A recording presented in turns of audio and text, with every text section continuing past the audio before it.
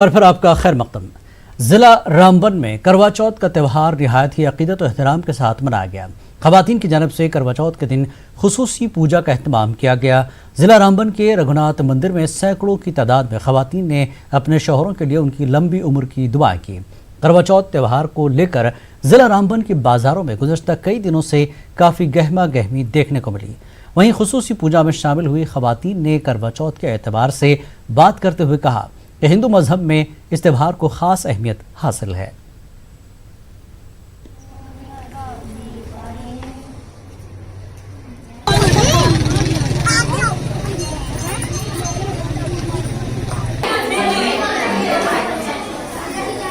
त्यौहार जो है ये हमारा त्यौहार है।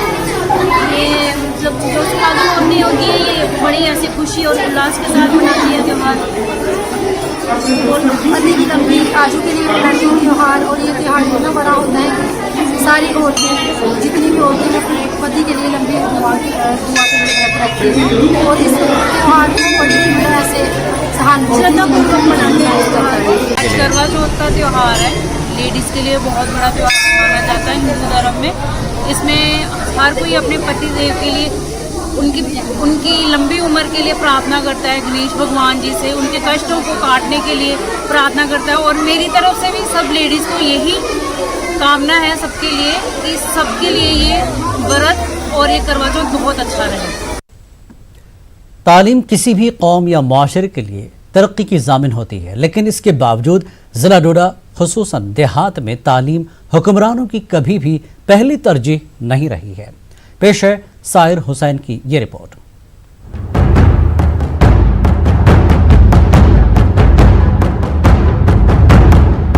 तहसील कहरा के दरमन गांव के वाहिद मिडिल स्कूल में 130 के करीब बच्चे ज़ेर तालीम हैं। स्कूल के लिए सिर्फ 2 कमरे हैं और सिर्फ 2 असातिज़ा तैनात हैं। एक खस्ताहाल कमरे में 4 जमातों के तलबा ज़ेर तालीम हैं। मेयारी तालीम का ख्वाब तो दूर, यहाँ बुनियादी तालीम भी किसी तौर मुमकिन नहीं। 8 क्लासे है, 2 कमरे हैं मस्ती तरह। और जब ज़्यादा किल्लत होती है हम ग्राउंड पे बैठते हैं, कोई बात नहीं। टाट नहीं है। हमारे क्लास में 4 क्लासें होती है और हम वैसे पढ़ नहीं पाते हैं। नहीं है, हम पानी लाने लोगों के घर जाते हैं और इधर बहुत गर्दा होता है क्लास में। बिना टाट के है ये सब कुछ इनके पास नहीं है कुछ।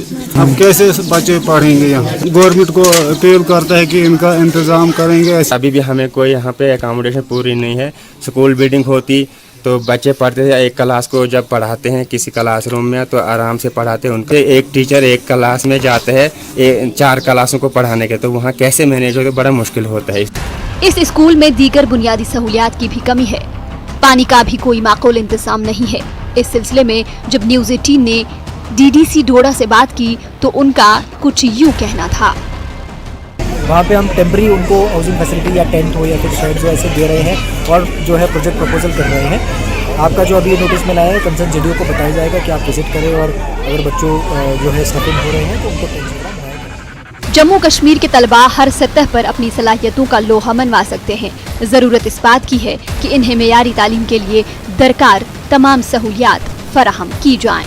न्यूज़ 18 उर्दू के लिए साहिर हुसैन की रिपोर्ट। पुंछ के मंडी तहसील में मिडिल स्कूल रोगिया की इमारत इंतहाई खस्ताहाल है, जबकि स्कूल की नई इमारत का काम भी कई बरसों से ज़ेर इल्तवा है। इसका खमियाजा तलबा और तालिबात को भुगतना पड़ रहा है। टीवी स्क्रीन पर देखा जा सकता है कि किस तरह खुले आसमान तले धूप में तलबा तालीम हासिल करने पर मजबूर हैं। न स्कूल की छत है बल्कि कमरों की दीवारों में भी शुगाफ है, यहाँ तक कि इसमें पौधे भी उगाए हैं। ZDO मंडी मोहम्मद असलम का कहना है कि स्कूल की नई इमारत की तामीर अधूरी छोड़कर ही ठेकेदार भाग गया है। उनका कहना है कि मुताल्लिका ठेकेदार के खिलाफ पुलिस में शिकायत दर्ज कराई जाएगी और जल्द ही नई इमारत की तामीर मुकम्मल करने के इक़दाम किए जाएंगे।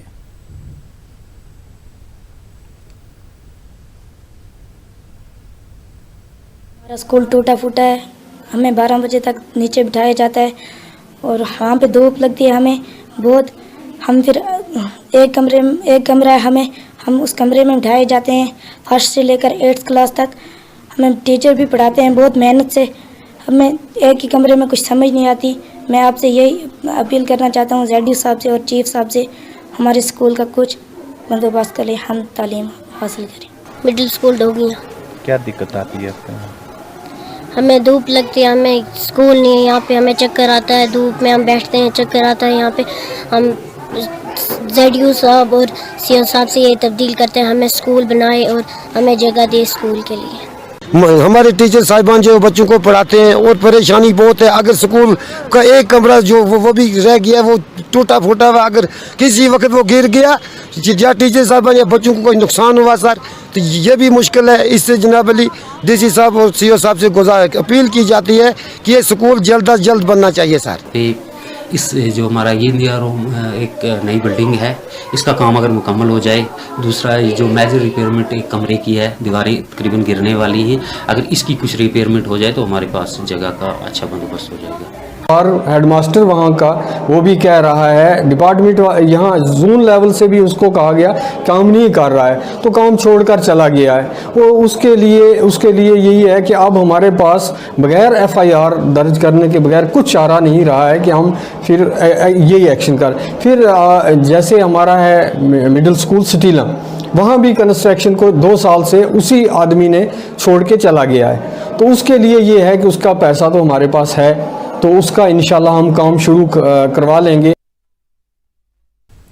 कश्मीर में सरकारी तौर पर ऐलान किया गया कि निजी स्कूल पिछले 2.5 महीने की ट्रांसपोर्ट फीस तलबा से हासिल नहीं कर सकते, लेकिन प्राइवेट स्कूल इस ऐलान को खातिर में नहीं ला रहे हैं और वालिदैन से मुकम्मल फीस ली जा रही है।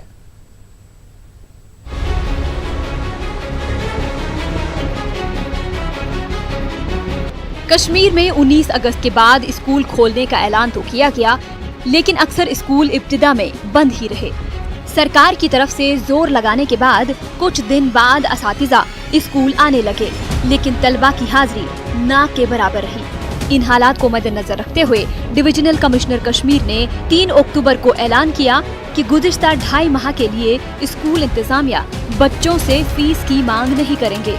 न्यूज़ 18 उर्दू के साथ बातचीत के दौरान डिविजनल कमिश्नर बसीर अहमद खान ने साफ कह दिया कि निजी स्कूल किसी तरह की फीस का तकाजा नहीं कर सकते। प्राइवेट वो भी हमने वो डिसीजन लिया है कि जो उनकी बस फीस है और बाकी फीस है फॉर द पीरियड जब उनके इंस्टीट्यूशंस बंद रहे, वो चार्ज नहीं किया जाए। जब निजी स्कूलों ने डिविजनल कमिश्नर के ऐलान को मानने से इनकार किया, तब न्यूज़ 18 की टीम ये मामला लेकर गवर्नर के मुशीर के पास पहुंची।